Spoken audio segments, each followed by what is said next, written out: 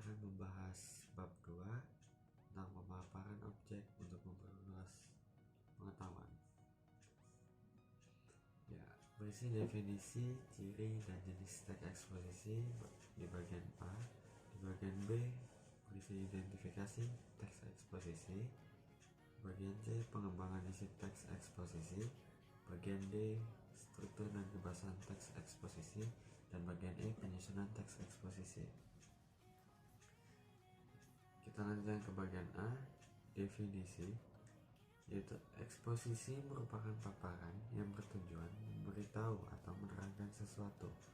Menurut Kamus Besar Bahasa Indonesia, eksposisi berarti uraian atau paparan yang bertujuan menjelaskan maksud dan tujuan dalam karangan. Menurut Goris Graf, eksposisi atau pemaparan adalah salah satu jenis teks atau keterampilan bahasa secara efektif yang berusaha untuk menerangkan dan menguraikan suatu pokok pikiran.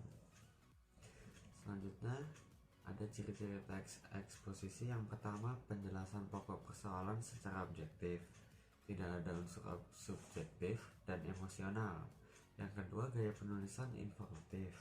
Yang ketiga, teks memuat fakta.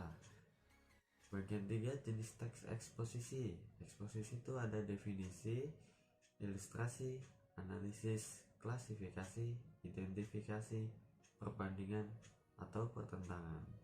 Selanjutnya, identifikasi teks eksposisi di bagian B. Identifikasi permasalahan, argumentasi, pengetahuan, dan rekomendasi dalam teks eksposisi. Ada lagi bagian fakta dan opini dalam teks eksposisi. Selanjutnya, teks eksposisi berisi paparan yang disampaikan kepada pembaca atau pendengar. Salah satu cara menyampaikan paparan kepada pendengar adalah dengan berpidato. Dalam naskah pidato terdapat paparan yang berupa argumentasi dan rekomendasi. Argumentasi berisi pendapat yang dikemukakan dalam pidato, sedangkan rekomendasi merupakan kesimpulan yang disampaikan dalam pidato tersebut.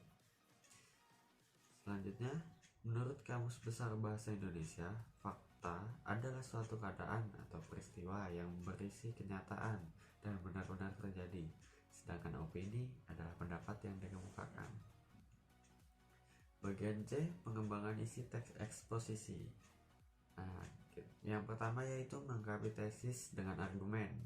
Tesis adalah bagian pembuka teks eksposisi. Tesis berisi pernyataan pendapat.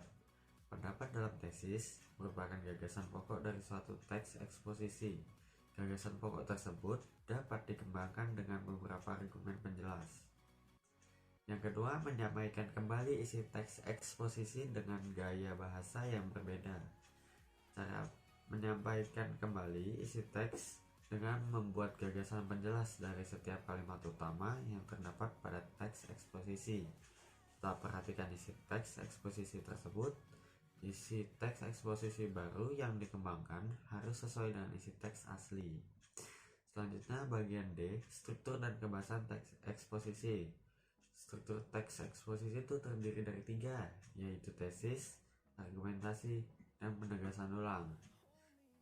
Kemudian kebahasan teks eksposisi terdiri dari istilah, konjungsi, pronomina, verba, afikasi, dan adjektiva.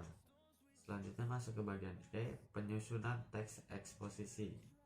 Langkah penyusunan teks eksposisi yaitu menentukan topik yang pertama, yang kedua menentukan tujuan penulisan, yang ketiga membuat kerangka teks, yang keempat mengembangkan gagasan pokok dan gagasan penjelas, yang kelima menuliskan teks eksposisi secara padu.